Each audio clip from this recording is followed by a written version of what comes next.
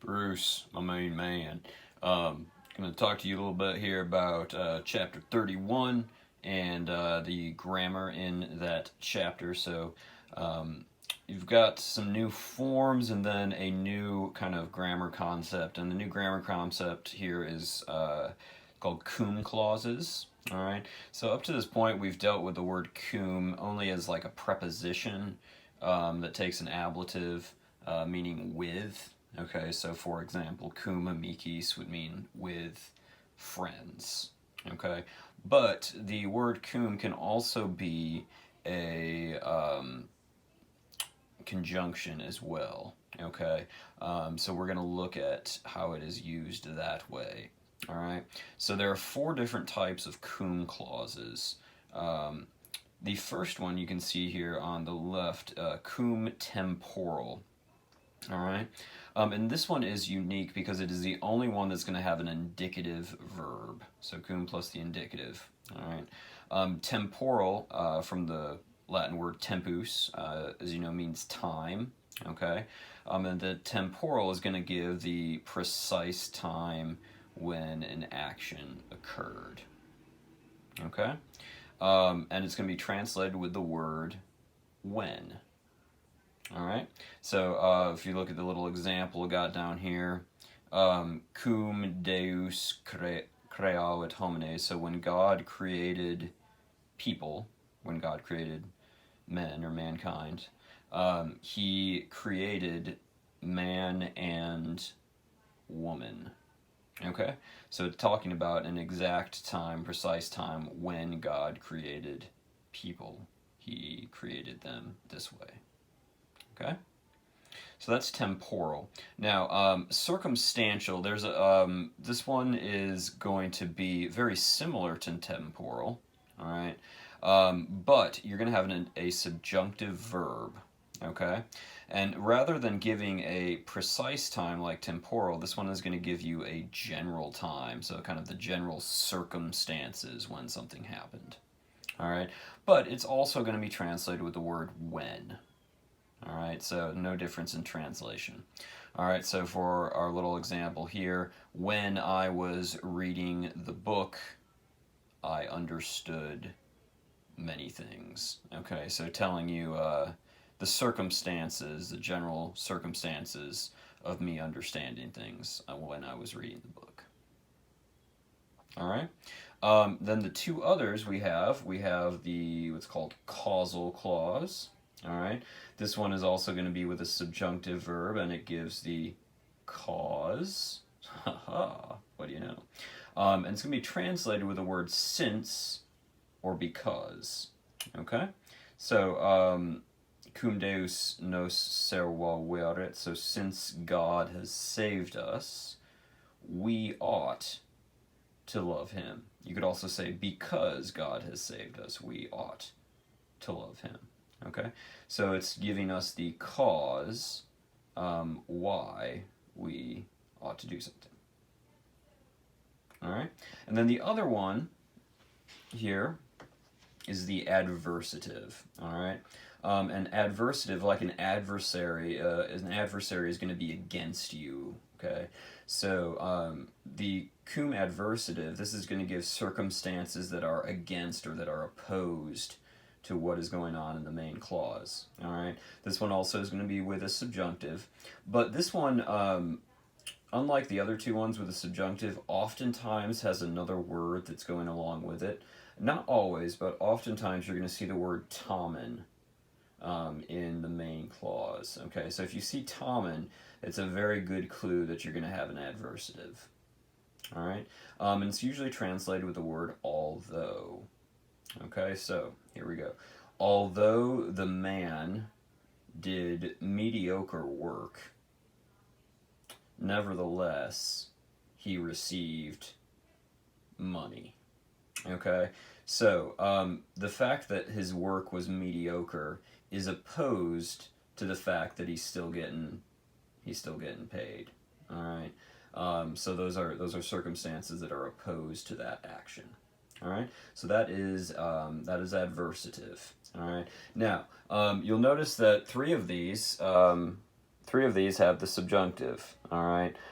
So a lot of times what you're going to have to do is just use the context of a sentence to say, is it going to make the most sense to say when, since, or although, all right? So you do have to use some judgment calls when you are translating and see what makes most sense. Okay. Now, obviously, if you have an indicative verb, that one has to be temporal. All right. But the other three, if you got a subjunctive verb, then you gotta think it through a little bit more. All right, and the new forms that we have for this chapter, Bruce, these are on page 256, 257. They give you the present indicative, active, and passive, okay? And these are where this verb is particularly irregular. This is an irregular verb, Pharaoh. Let my people go. Wait a minute. So Pharaoh, furs, fert, pharamus, furtus, pharunt. Those are the present actives. And then the passive, pharaor, pharis, furter, pharamer, pharimini, and pharunter. Okay. Other than that, the verb generally will work like a what's it called? Like a third conjugation verb, but it does have some exceptions. You can see those highlighted there on 256, and then also they're highlighted on 257, a couple of the other irregular forms that you need to watch out for. So you've got the imperatives fer and ferte, and then the infinitives fere and feri, and then the imperfect subjunctive, if you look at that in the little synopsis down below, you'll notice it takes the infinitive, which is a weird looking infinitive, and puts the ending on it. Okay? And if you want to look at the full conjugation and all its forms of Pharaoh, they do have that on page 508 and 509 as well. Okay?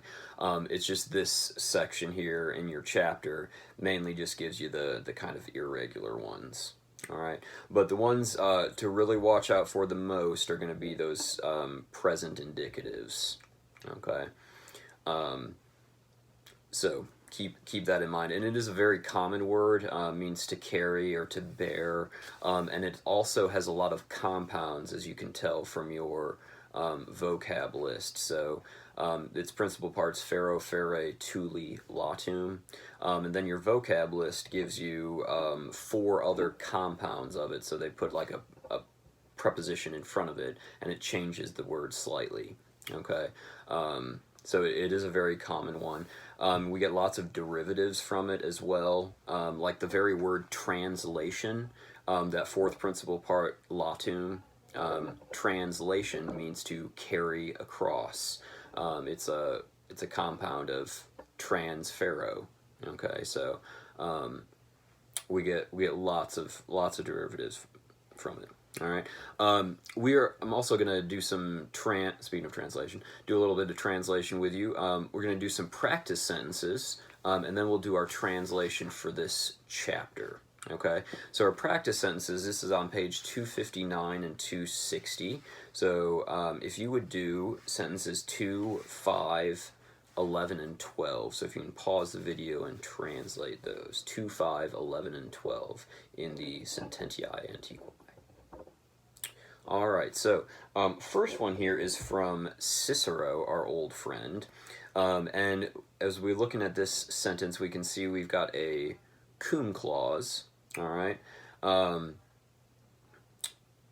Because you've got cum and then you don't have an ablative right after it, so you know it has to be a cum clause. All right. So looking at this one, we've got Themistocles, and he was a great Greek leader during the Persian Wars, and he was very influential in Athenian democracy and all that.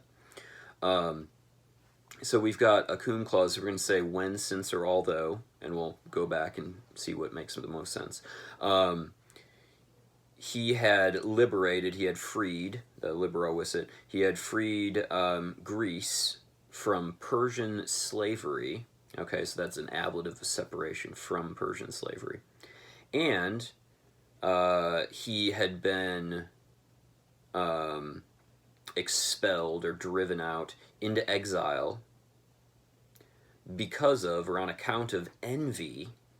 Okay, so there's some guys in the state that were really jealous of him. So Themistocles did not bear, that's the known tulip, did not bear the injury of his ungrateful fatherland, which, there's the qualm, which he ought to bear, or which he ought to carry. Okay? So, what we've got here, this is, I think, going to be, as far as a cum clause goes, I think this will be probably best taken as that adversative. All right, because the circumstances here that they're giving, he had freed Greece, he had been driven into exile, and those are circumstances opposed to the fact that he did not bear the injury, okay, which he, of his ungrateful fatherland. All right. Okay. Number 5. All right. This is also from Cicero. All right. Cum, so this will be a when, since, or although. The res publica, the state or the republic, ought to be, debeat esse, ought to be immortal. I grieve, that's the new word, doleo, I grieve that it lacks health, agera solutas, that it lacks health, and that it depends upon the life of one mortal. Okay? So I would probably take this one here as a causal. So since the republic ought to be immortal, I grieve that that it lacks these things. Okay? And I think what he's saying here, too, is the state is kind of resting on the shoulders of one man, and that man is mortal, and it doesn't work that the a mortal should be upholding something that should be lasting well past his lifetime. So, interesting little bit from Cicero.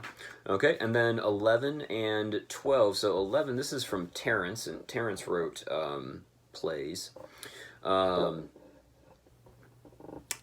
I know, that's the Scio, I know this one, I guess you'd say this one thing.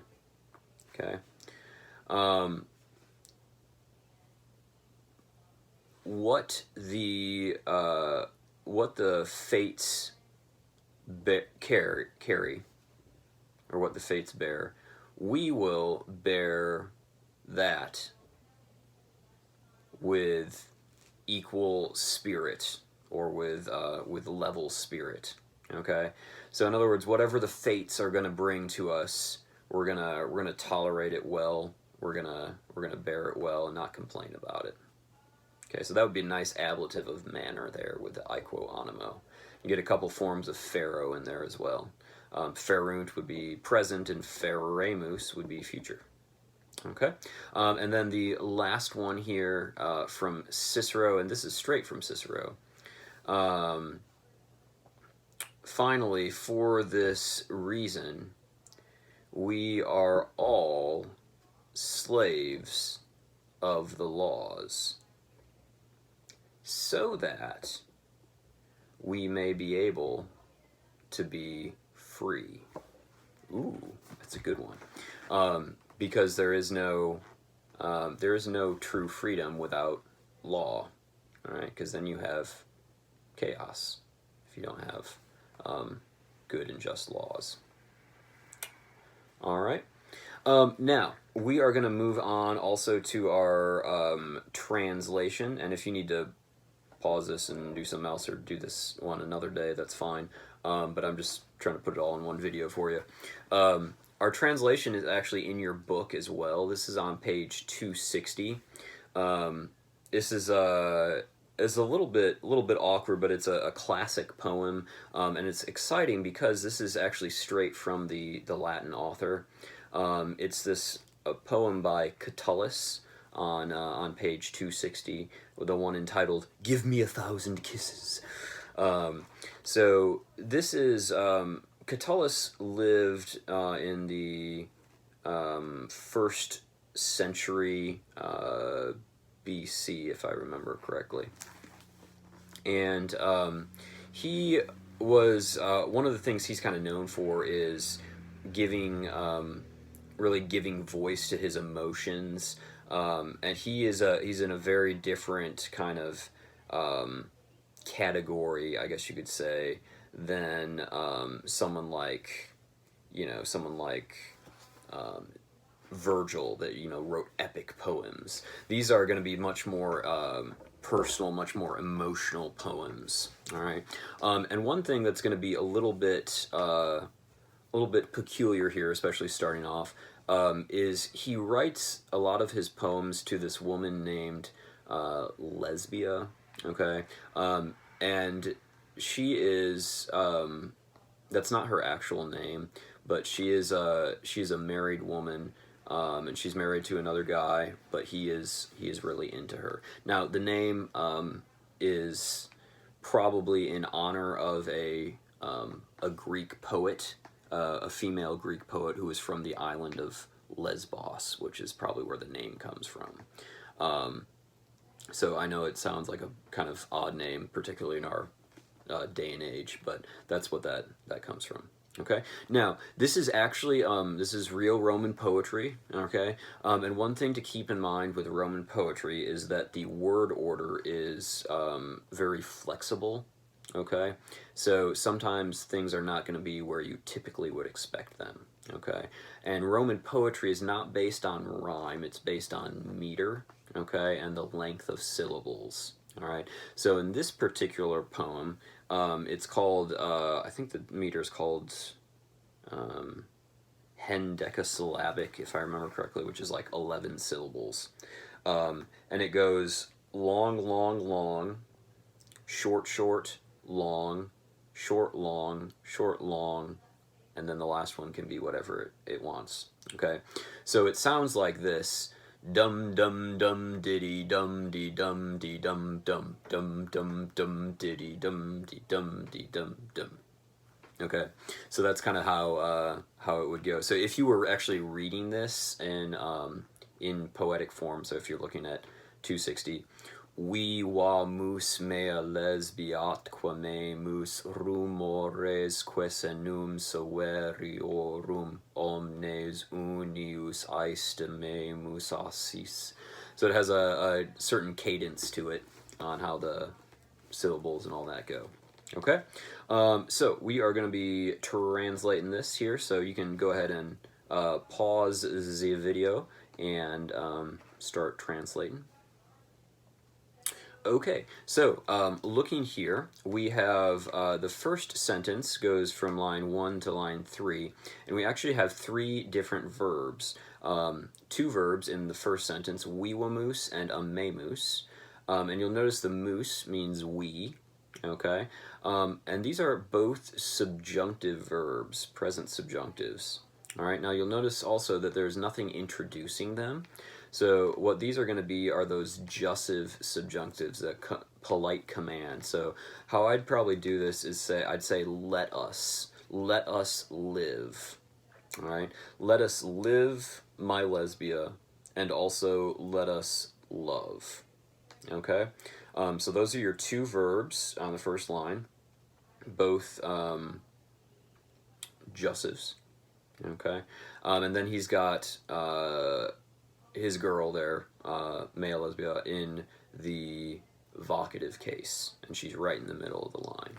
Okay, and then you got to take the next verb, the aistememus, that'll govern the rest of the sentence here.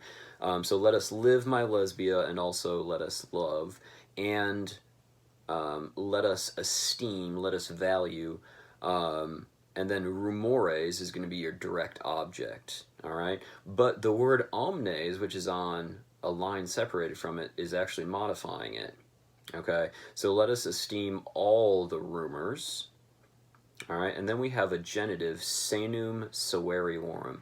Let us esteem all the rumors of the rather severe, the rather strict old men. Okay, so let us esteem all the rumors of the rather severe old men, and then unius assis, and I think they give that to you, yeah, they tell you down below, as 1 penny, or like 1 penny. So, in other words, if you esteem something as 1 penny, you basically value it as almost nothing. All right, so he is encouraging his love here to ignore all the grumpy old guys that are complaining about these young whippersnappers and indulging in love and stuff. Okay, and then the next line. This one's fairly straightforward. So soles means the sons, and then your verb possumt. The sons are able to okidera, to set and to return. Okay, the sons are able to set and to return. Now, this next one, actually, sorry, the line after that is going to be a little tricky. Line 5, you'll notice it starts off with nobis, and there are two ways you can take that. You can take it in this line, line 5, or you can take it in line 6. All right, or you can take it in both if you want. And then we have a cum clause. I'd take this one as a when. All right, when once, that's the semel, when once the brief light, the lux brevis, has set for us. Okay, I'm taking the nobis there. And then I'm going to take it on the next line too. So when once the brief light has set for us. And then this next line is a little peculiar. Nox una perpetua, one perpetual night, one lasting night, must be slept. That's that passive periphrastic. We don't see that a whole lot. One perpetual night must be slept, and then nobis by us, or we must sleep one perpetual night. Okay? So what this is, I think, saying is it's probably a reference to death, actually. And I think what he's telling her is that, days are going to come and go, and eventually the light that we are living in right now is going to be extinguished, and we are going to, we're going to die. So I think that is what he is saying, that he's kind of emphasizing the shortness of life. I think that's kind of what he's doing here. All right. So one perpetual night, that's the must be slept, es dormienda, is past periphrastic, then nobis could be a dative of agent. You could also say we must sleep one perpetual night if you flip it and make it active. All right. Line 7. Give me, and me is a shortened form of mihi there, okay? So give me 1,000 kisses, then 100. Then another 1,000. Then a second 100. Then even another 1,000. Then 100. Okay, so these three lines are fairly repetitive as far as what they are kind of conveying here. All right, so give me 1,000 kisses, then 100, then another 1,000, then a second 100, then even another 1,000, then 100. So he really wants her to kind of give herself over to love. All right. So da there is an imperative command. Okay. Then And then we got a cum clause. This one is probably going to be just another when. All right. Then when we have made many thousands, okay, and this is referring to the kisses.